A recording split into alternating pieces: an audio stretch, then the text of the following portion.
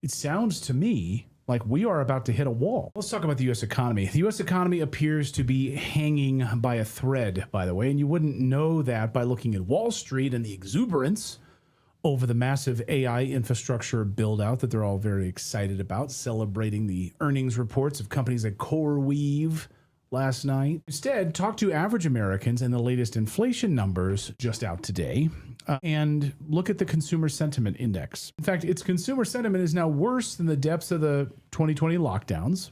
It's worse than the financial crisis in 2008 when all the banks collapsed and people's mortgages went belly up. It's worse than it was in the late 70s when interest rates were like 12 on houses. Like, we feel worse than that. Well, it's even worse than that. It's actually worse than the 1980s when inflation was at 18% and interest rates were at 18%.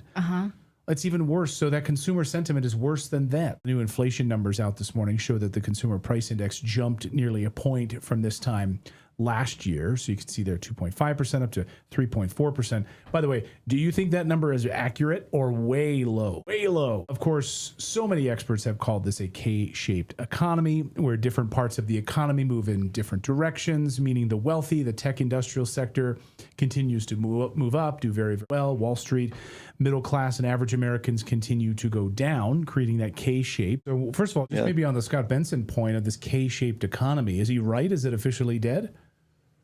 He's absolutely right, because it's now an I-shaped economy. There's this little line where we all inhabit, and there's this little dot of elites lording over all of us, I guess.